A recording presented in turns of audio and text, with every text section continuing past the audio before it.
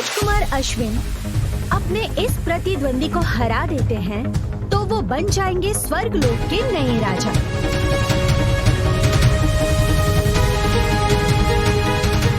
मैं अगले ही वार में इस प्रतियोगिता को समाप्त कर दूंगा।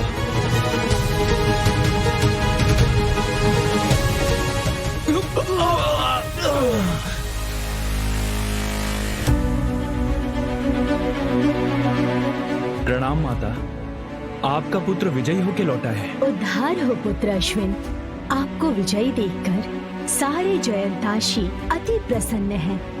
आपने आज की चुनौती जीतकर अपने बल का परिचय तो दे दिया, पर अब एक आखिरी परीक्षा बाकी है, जिसके बाद आपको स्वर्ग का राज सिंहासन दे दिया जाएगा। आज्ञा दीजिए माता, ऐसा कोई काम नहीं है जो आपका पुत्र अपनी शक्तियों से ना कर पाए। आपको इस लोक यानी स्वर्ग लोक में मरना होगा।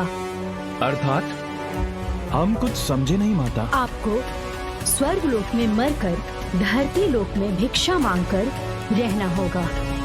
अरे ये क्या हो रही है? आपकी सारी शक्तियाँ छीन ली जाएगी और वहाँ आपको बिना शक्तियों के किसी कन्या का हृदय जीतकर उससे विवाह करना होगा।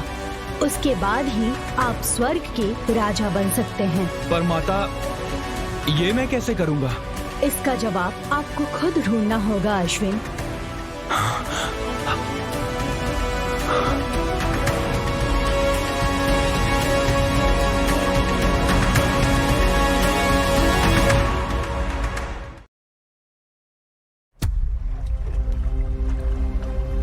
पता नहीं ये कैसी परीक्षा ले रही है माँ मेरी।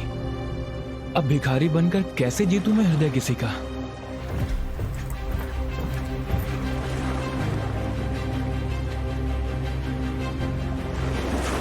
तेरा इतना दुस्साहस, एक शूद्र होकर मंदिर की सीढ़ियों पर बैठा है। जिस मंदिर को तूने अपने गंदे पैरों से दूषित किया है, उसे मैं तेरे खून से धोऊंगा। ये उद्दंड मुझसे इस तरीके से कैसे बात कर सकता है? अभी इसे सबक सिखाता हूँ। ये क्या? मैं अपनी ऊर्जा क्यों एकत्रित नहीं कर पा रहा हूँ? आपकी सारी शक्तियाँ छीन ली जाएंगी। हाथ मत फैला भिखारी, तुझे यहाँ भिक्षा नहीं मृत्यु मिलेगी। सैनिकों पकड़ लो इसे। आज इसकी बलि देकर इसका रक्त हम हमारे पूजनीय देव राजा भैरव जयंताशी को भेंट देंगे। जल्दी यहाँ से भागता हूँ, वरना ये लोग मेरे पिता को मेरी ही बलि चढ़ा देंगे।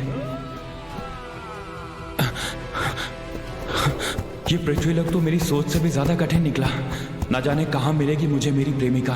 माँ, जल्दी मुझे उस लड़के से मिलवा दीजिए। चाहे आप मेरी जान ले लो, पर मैं उस बुजुर्ग जमींदार से शादी नहीं करूंगी। बदचलन अपने बाप से जुबान लड़ाती है। ये मत भूल, आज तू जो कुछ भी है मेरी वजह से है, इसलिए जो मैं बोलूंगा वही तुझे करना होगा। अरे ऐसे कैसे नहीं करोगी? वो तो तेरी जवानी की वजह से कोई हमें 50 सोने के सिक्के दे रहा है, वरना तू जैसी सांवली लड़की को तो कोई कुत्ता भी ना पूछे। चुपचाप जो तुम्हारे पिताजी बोल रहे हैं वो सुनो। आप मेरी सौतेली माँ हैं। बेहतर होगा कि आप मेरे जीवन के फैसलों में दखल ना दे। अपनी औकात मत भूल, गंदी नाली का कीड़ा है तू। अरे अरे मत मारिए पिताजी दीदी को। दीदी समझदार है, मान जाएंगी। मान जाओ ना दीदी, इतना अच्छा रिश्ता तो है। इस मनहूस को जन्म देकर तेरा पेट नहीं भरा था, जो इसे बदतमीज भी बना दिया। आज अगर इसने मेरी बात नहीं मानी तो आज इसका इस दुनिया से नामो निशान मिटा दूंगा मैं। अरे जाने दीजिए ना, एक 90 साल के बूढ़े आदमी से अगर अंगिरा की शादी हो गई तो इसकी जिंदगी बर्बाद हो जाएगी। लगता है तू ऐसे नहीं मानेगी। रुक, मैं अभी तेरे होश ठिकाने लगाता हूँ। आज अगर तेरी डोली ना उठी तो तेरी अर्थी इस घर से जाएगी। तू मेरी नाक कटवाए उससे पहले इस तलवार से तेरी गर्दन काट दूंगा। ठहरो, कोई भी इस लड़की को हाथ नहीं लगाएगा। इस लड़की को कोई हाथ नहीं लगाएगा। आज तो बाल बाल में उन सैनिकों से बच गया। तू मेरी नाक कटवाए। ये आवाज कहाँ से आ रही है? तलवार से तेरी गर्दन काट दूंगा। तो कौड़ी के भिखारी, तूने हाथ कैसे लगाया मुझे? मैं तेरे हाथ कटवाकर कुत्तों को खिला दूंगा। ये एक बाप और उसकी बेटी के बीच का मामला है। तुझ जैसे भिखारी का यहाँ कोई काम नहीं। पहले बाप होने का फर्ज निभाना सीखो। विश्व में कौन सा बाप अपनी बेटी पे तलवार चलाता है? कौन सी माँ अपनी बेटी का सौदा करती है? तुम सब तो जानवरों से भी बदतर हो। तू बड़ा देवता है ना, तू ही कर ले इस उल्टा से शादी। दोनों भिखारी खुशी से जीवन व्यतीत करना, दोनों भीख मांगते हुए। फैसला अब तुम्हारा है। एक गरीब के साथ सम्मान से रहना चाहोगी या कुछ अमीरों के साथ जलील होकर?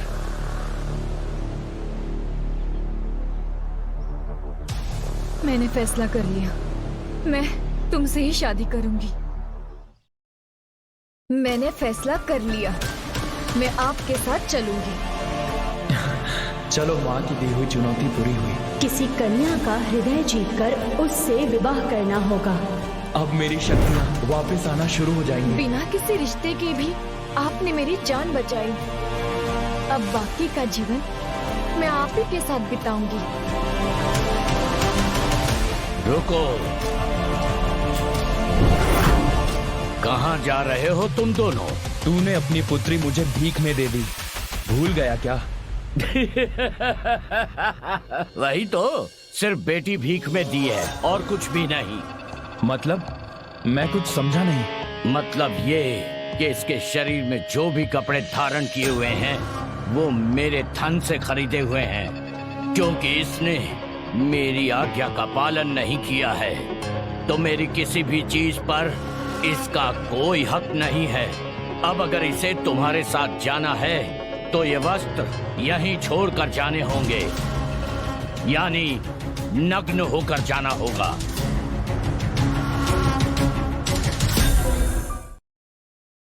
तो फिर नग्न होकर जाना होगा। बेशरम इंसान, अपनी बेटी से उसके कपड़े मांगते हुए तुम्हें शर्म नहीं आई? मेरी शर्म की मत सोच तू, और जल्दी कपड़े ढूंढ के ला, वरना तेरी पत्नी को सबके सामने नंगा होना होगा। लगता है अब इस घमंडी को सबक सिखाना ही पड़ेगा। उस भिखारी के पास एक जोड़ी कपड़े भी नहीं है तुझे देने के लिए। जरूर किसी से कपड़े की भिक्षा मांगने गया होगा। मैं अभी अपनी शक्तियों से कपड़े बना देता हूँ। ये लो, ये कपड़े पहन के आ जाओ। आपके पास ये कपड़े कहाँ से आए? मैं इन्हें ही ओढ़कर हर रात सोता हूँ।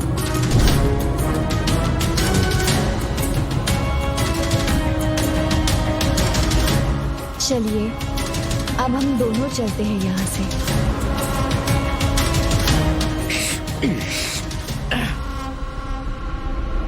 कहीं मुझसे विवाह करने का फैसला करके पछतावा तो नहीं हो रहा है? बिल्कुल भी नहीं, खुश हूँ मैं। अरे, आपके हाथों से तो रक्त बह रहा है। ठहरो।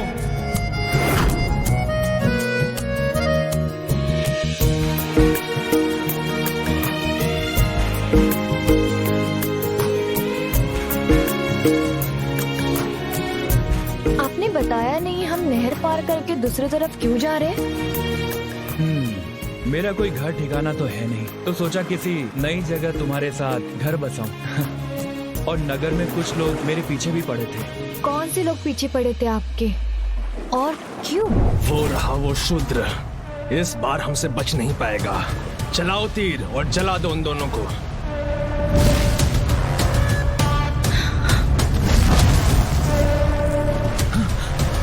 अगर जान बचानी है तो हम दोनों को नाव से कूदना होगा। हमें चारों तरफ से मंदिर के पहरेदारों ने घेर लिया है। पर वो लोग सब हमारी जान क्यों लेना चाहते हैं स्वामी? मैं शूद्र होके मंदिर के प्रांगण में बैठा था, इसी वजह से वो लोग मेरी जान लेना चाहते हैं। खैर वो सब छोड़ो, अगर हम जल्दी इस नाव से नहीं कूदे तो यहीं जलकर मारे जाएंगे। हाँ, पर स्वामी ये पानी तो बहुत गहरा लग रहा है।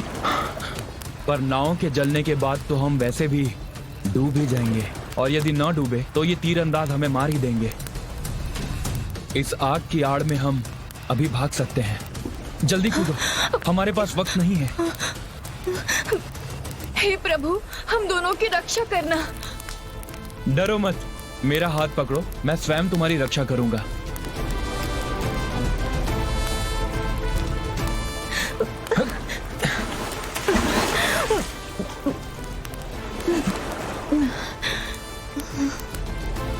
ये तो कमाल हो गया, हम दोनों बच गए स्वामी। कहा था ना मैंने।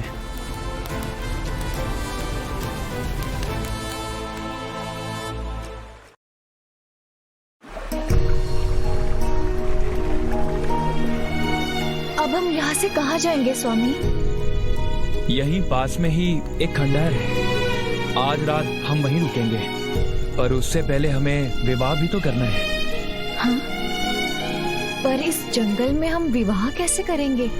और वैसे भी स्वामी, मैंने आपको अपने हृदय से तो पति मान ही लिया है।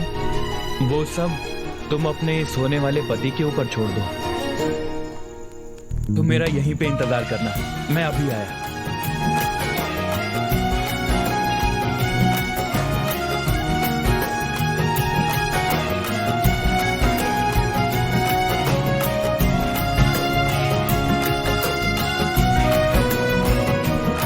ये माला मीरा को जरूर पसंद आएगी।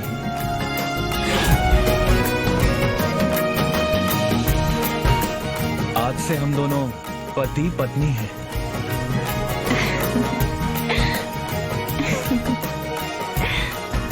स्वामी, हम यहाँ पर कैसे रहेंगे? यहाँ की खिड़की से तो कोई भी हमें देख सकता है। यहाँ की इमारतें तो मानो कभी भी गिर सकती है। और यहाँ पर तो काककोशा भी है।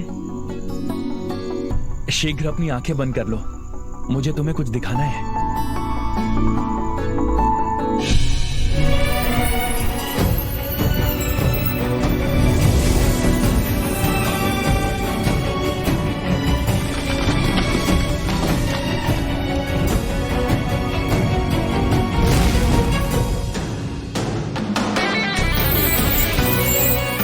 अब अपनी आंखें खोलो अंगीरा। स्वामी, ये कमरा और हमारे कपड़े कैसे बदल गए? आज हमारी शादी की पहली रात है, तो सबसे पहले मैं तुम्हें प्यार करना चाहता हूँ।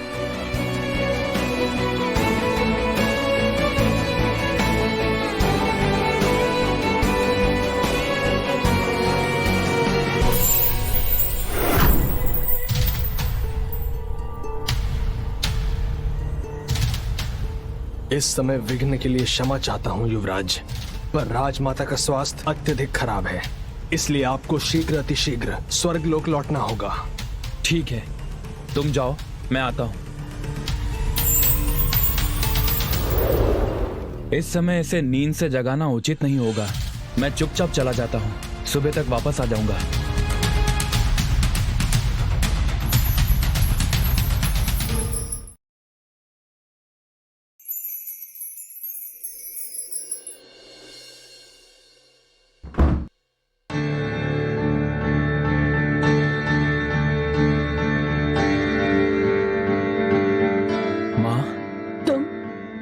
अभी यहाँ क्यों आए? तुम्हारी परीक्षा पूरी नहीं हुई है। मुझे लगता है अब बहुत देर हो चुकी है बेटा। ऐसा मत कहिए माँ, आपके प्राणों के लिए मैं धरती पाताल एक कर दूंगा माँ। लेकिन बेटा। माँ, माँ। वैद्य जी, कैसे बचा सकते हम माँ को, बताइए। तुम्हें स्वर्ग के अदृश्य द्वार में जाकर जीवन पुष्प नाम के उस फूल को लाना होगा, उसी से बचेगी अर्षा माता की जान। हम जयंताशियों को अमरत्व का वरदान मिला था, लेकिन मेरे पिताजी राजा भैरव जयंताशी की मृत्यु हो गई। आज माँ भी मृत्यु के कगार पर है। ऐसा क्यों वैद्य जी? इसका जवाब तो तुम्हें अर्षा माता ही दे सकती हैं। ठीक है, तो मैं वो फूल लेकर आता हूँ।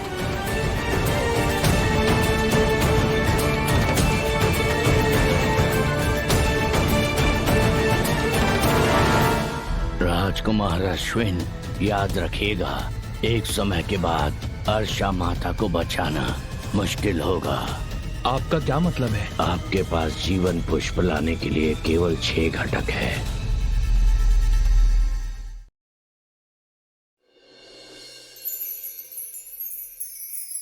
आपके पास जीवन पुष्प लाने के लिए केवल 6 घटक है।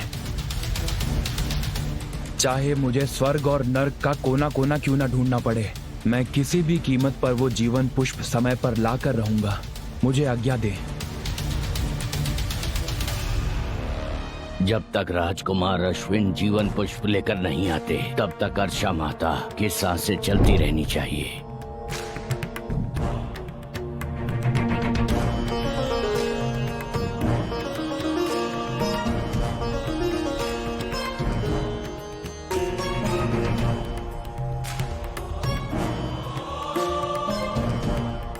अश्विन, अश्विन, कहाँ गया वो? महारानी, राजकुमार अश्विन आपके लिए जीवन पुष्प लाने गए हैं। बुलाओ उसे। उसका धरती पर जाना बहुत आवश्यक है, वरना अगर उसने जल्दी धरती पर जाकर हमारा अगला वारिस नहीं ढूंढा तो जंताशियों का वजूद ही मिट जाएगा। अगर उसे वहाँ उसकी अर्धांगिनी नहीं मिली तो फिर से देव और दैत्य में युद्ध छिड़ जाएगा। आपको याद है ना 500 साल पहले क्या हुआ था?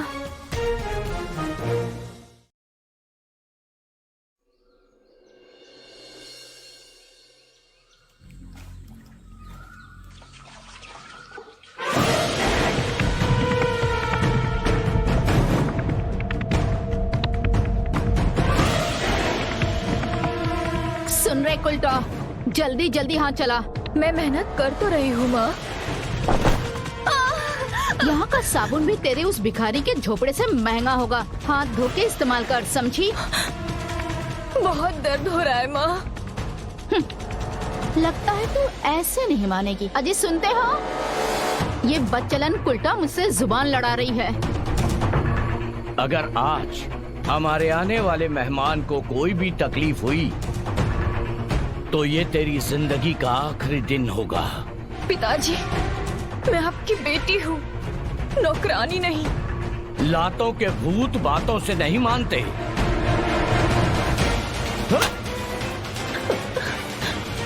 कहाँ हो तुम अश्विन? क्यों नहीं आ रहे तुम इन दरिंदों से मुझे छुड़ाने?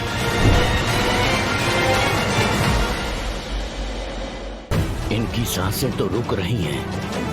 ये लीजिए वैद्य जी, जीवन पुष्प। तुम ये जीवन पुष्प लेकर तो आ गए राजकुमार, लेकिन तुमने आने में थोड़ी देर कर दी।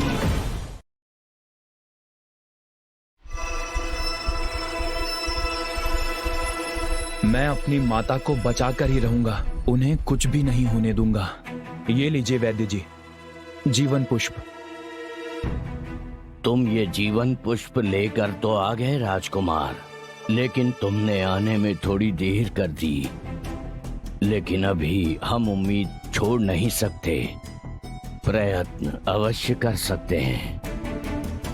मुझे विश्वास है कि माता को कुछ नहीं होगा।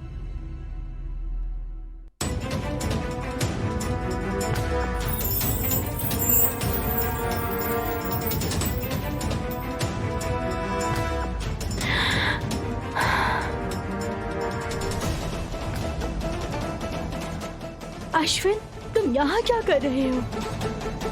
आपका स्वास्थ्य खराब है, मैं आपसे दूर कैसे रह सकता हूँ?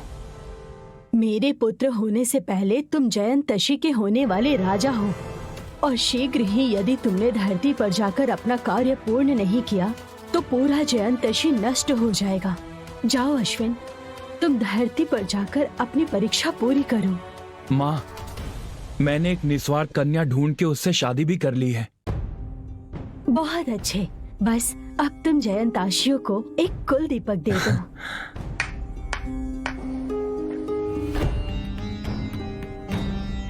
ये सोने के सिक्के, वस्त्र और ये फल जो तुम्हारी उम्र 500 साल बढ़ा देंगे, ये सारे तोहफे मेरी बहू के लिए हैं। अब जाओ, उसे यहाँ लेकर आओ। अरे माँ, अभी मुझे यहाँ 7 घटक हुए हैं और आप अभी तो ठीक हुई हैं। क्या तुम भूल गए कि यहाँ के 7 घटक धरती के 7 साल होते हैं? इसका मतलब मैं अंगीरा से 7 साल दूर हूँ।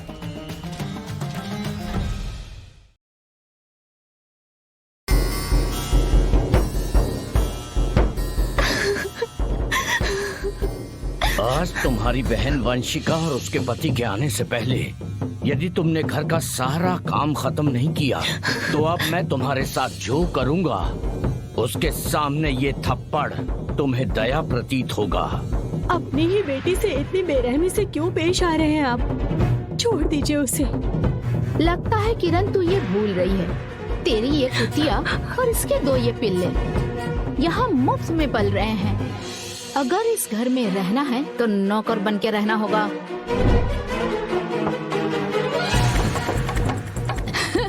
लगता है वंशिका और उसका पति आ गए। मैं अभी जाकर दरवाजा खोलती हूँ। मेरे लिए ना सही, अपने बच्चों के लिए तो आ जाइए अश्विन, वो आपका इंतजार कर रहे हैं।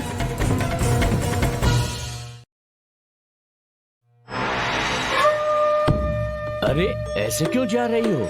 दामाद जी का स्वागत उस साड़ी में करो जो मैं तुम्हारे लिए लाया हूँ। अरे हाँ, वो साड़ी तो बहुत सुंदर है।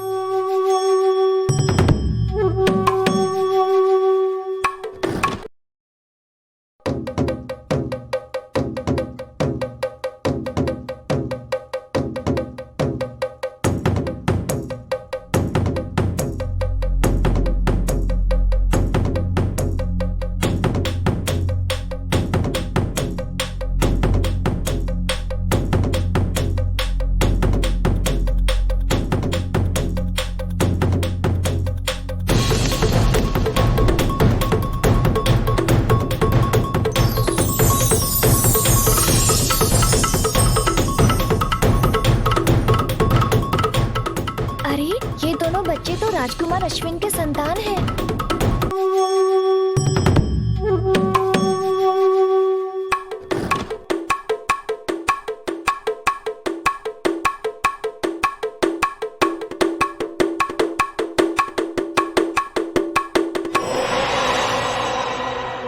आओ बेटा, आइए दामाद जी, आप दोनों का हमारे घर में स्वागत है। रास्ते में कोई तकलीफ तो नहीं हुई ना आपको? अरे नहीं नहीं, बहुत अच्छी यात्रा रही हमारी। अरे नहीं पिताजी, ये तो कब से खुद ही यहाँ आने के लिए आतुर थे। शादी के बाद आज हम पहली बार जो यहाँ आए हैं। ये तो आप सबके लिए तोहफे भी लाए हैं। इन तोहफों के लिए बहुत बहुत धन्यवाद दामाद जी। वैसे आज आप और वंशिका बहुत ही शुभ दिन पर यहाँ आए हैं।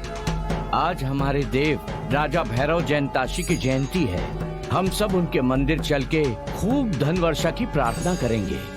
आप दोनों पहले अंदर चलकर भोजन ग्रहण कर लीजिए, फिर हम सब मंदिर के लिए प्रस्थान करेंगे।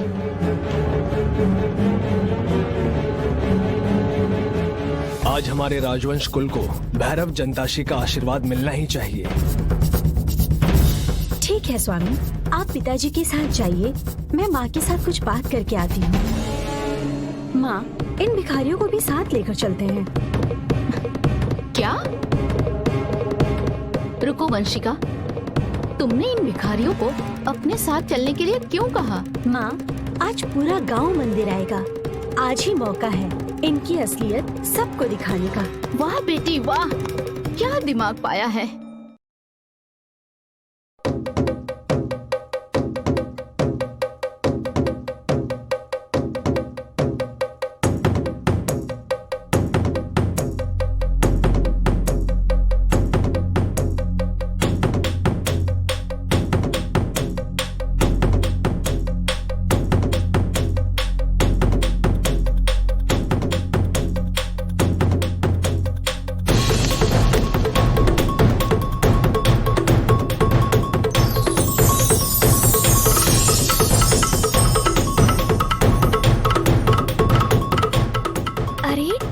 बच्चे तो राजकुमार अश्विन के संतान हैं।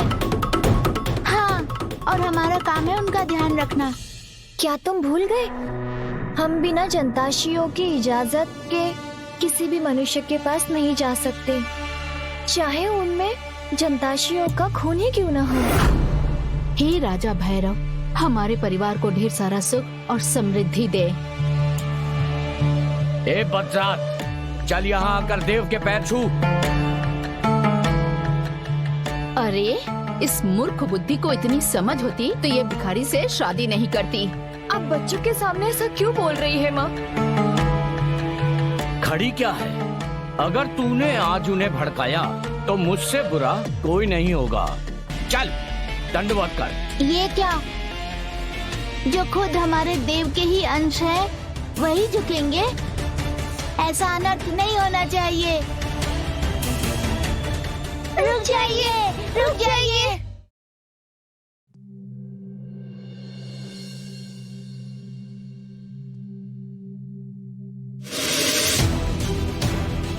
रुक जाइए, रुक जाइए।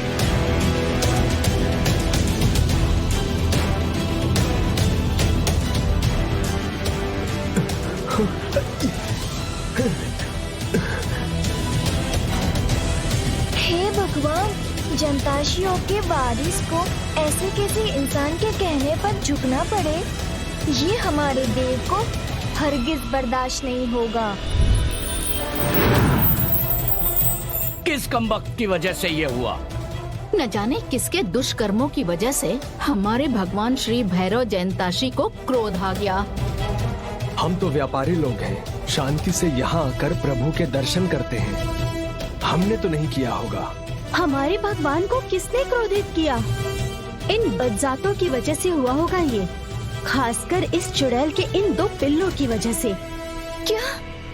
ये आप क्या बोल रही है माँ? हमने ऐसा क्या किया है? ये हमारी रानी के साथ कैसा व्यवहार कर रहे हैं ये मूर्ख मनुष्य?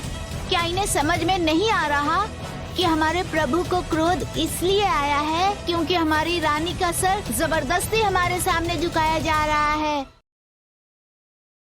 ये आप क्या कह रही है माँ? मेरे मासूम बच्चे भगवान को नाराज कैसे कर सकते हैं? मासूम? ये भिखारी के बच्चे यहाँ इस मंदिर में आने के लायक नहीं है। तेरे और तेरे इन कपूतों की वजह से हम राजवंशियों को सदियों से मिली कृपा दृष्टि आज नष्ट हो रही है। जिनकी रगों में एक भिखारी का खून दौड़ रहा हो, उनसे समृद्धि की उम्मीद कैसे की जा सकती है? ये क्या कह रहे हैं आप पिताजी? ये दोनों नाजुक से बच्चे हैं। नाजुक बच्चे? इन भिखारी के बच्चों की वजह से आज ये जगह अपवित्र हो गई और हमारे देव नाराज हो गए। इसकी सजा तो इन्हें मिलनी ही चाहिए। क्या सजा देंगे आप इन्हें? इनका कोई कसूर नहीं है। ज्यादा जबान लड़ाती है उल्टा। खबरदार जो हमारी माँ को मारा तो क्या कर लोगे कपूतो? हाँ, अभी तुम्हें बताती हूँ। रुको, झुककर दंडवत करो और माफी मांगो हमारे प्रभु से। इनकी इतनी हिम्मत, ये इन बच्चों से ऐसा सलूक कर रहे हैं। मन तो कर रहा है यही भस्म कर दो इन्हें।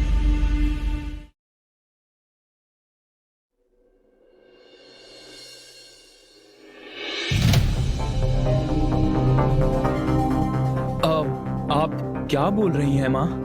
मैं 7 साल से अपनी पत्नी से दूर हूँ। न जाने पिछले 7 सालों में उसने क्या क्या झेला होगा। हाँ अश्विन, जाने अनजाने में हमसे काफी बड़ी भूल हो गई है।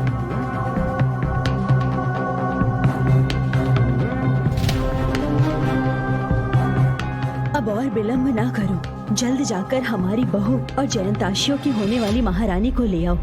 ठीक है माँ, मैं अभी धरती लोक के लिए प्रस्थान करता हूँ। रुको अश्विन, तुम्हारी शक्तियाँ अभी पूरी तरह से लौटी नहीं है और उन्हें पूरी तरह लौटने में अभी धरती के एक घटक का समय शेष है। ऐसे में तुम्हारा वहाँ जाना खतरनाक हो सकता है। माँ, मेरी पत्नी न जाने किस हालत में होगी। ऐसे में मैं स्वयं का स्वार्थ कैसे देख सकता हूँ? नहीं।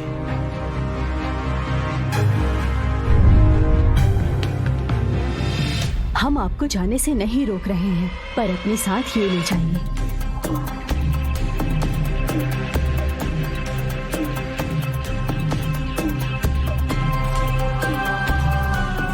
ये कैसा फल है माँ? हमने आज तक इसे जयंताशी में नहीं देखा। ये अमृत सेव है। ये हर रोग चोट का उपचार करके किसी भी मनुष्य या देव की जिंदगी को 500 वर्ष बढ़ा सकता है। न जाने हमारी बहू किस हाल में होगी। इस सेब को अपने साथ ले जाओ। मैं अब चलता हूँ, मुझे आज्ञा दीजिए।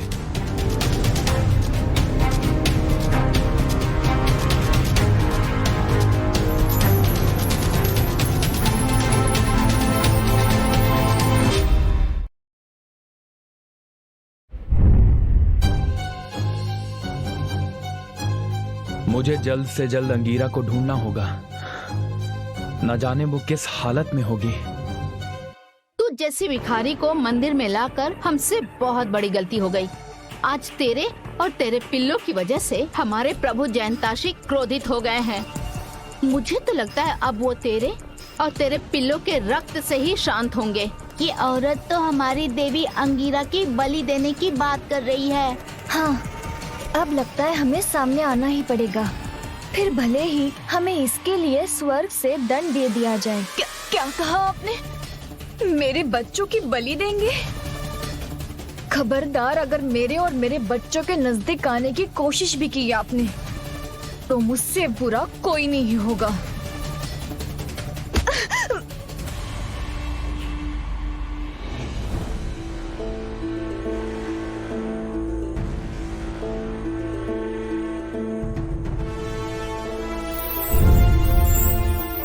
तुम्हारी हिम्मत कैसे हुई अंगीरा पे हाथ उठाने की? क्या बात है, आज तो चमत्कार ही हो गया। ये भिखारी आज 7 साल बाद लौट आया। स्वामी, अब आ गए। मुझे यकीन था कि आप अपने बच्चों के लिए जरूर वापस आएंगे। क्या कहा तुमने? मेरे बच्चे? क्या ये सच है अंगीरा? हम दोनों माता पिता बन चुके हैं।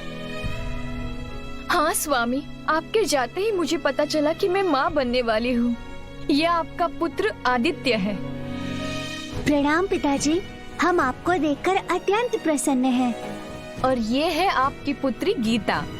प्रणाम पिताजी, हमें इन दुष्टों से दूर लेकर चलिए पिताजी। पिताजी।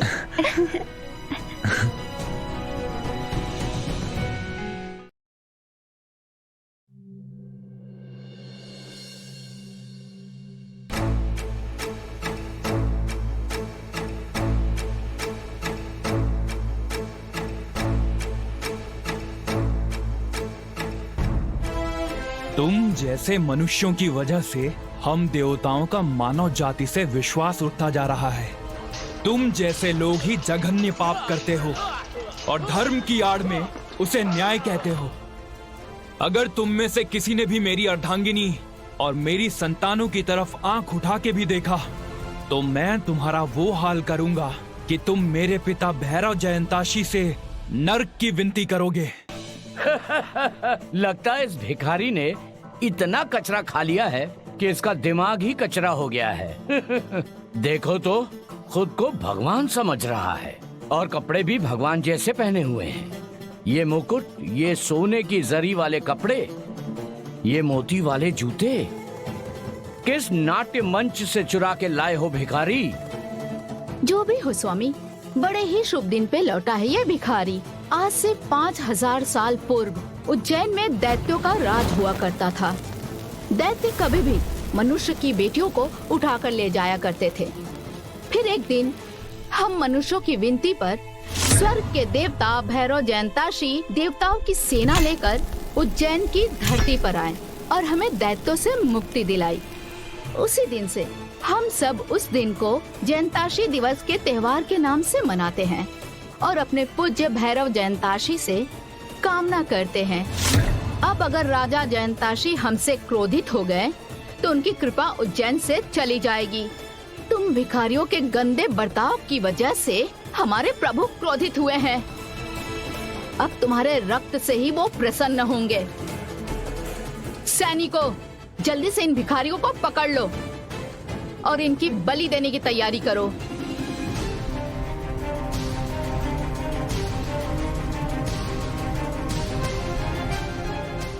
मेरी शक्तियां अभी तक वापस नहीं आई। मुझे जल्द से जल्द यहाँ से निकलने का कोई ना कोई रास्ता खोजना होगा। कैसे पिता है आप? आप एक अच्छे पिता नहीं हैं। ये तो मैं शुरू से जानती थी, पर आप इस हद तक गिर जाएंगे ये मैंने कभी नहीं सोचा था। क्या आपको अपने पोते पोतियों पर तरस नहीं आ रहा? ये मेरा खून नहीं, नाली के कीड़े हैं और नाली के कीड़ों को मारने में कैसी शर्म।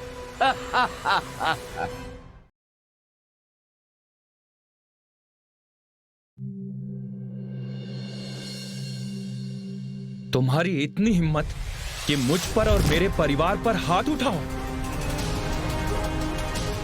चुपचाप हार मान लो, वरना हम तुम्हारे शरीर को छेदों से भर देंगे। तुम्हारी इतनी हिम्मत कि मेरे यहाँ होते तुम मेरी पत्नी और बच्चों को हानि पहुंचाओ। मैं तुम्हारा वजूद इस धरती से मिटा के रख दूंगा।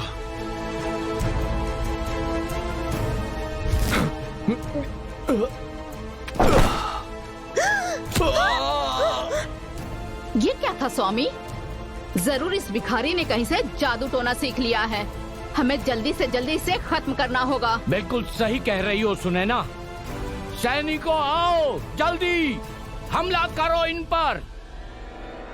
पिताजी, आज तक आपने एक अच्छे पिता होने का धर्म तो नहीं निभाया, पर मैं आपसे विनती करती हूँ, कृपा करके सिर्फ मेरे पति और बच्चों को यहाँ से जाने दीजिए। इतना तो आप एक पिता होने के नाते कर ही सकते हैं। मेरा मुंह क्या देख रहे हो? खत्म कर दो इस चुड़ैल को। आक्रमण!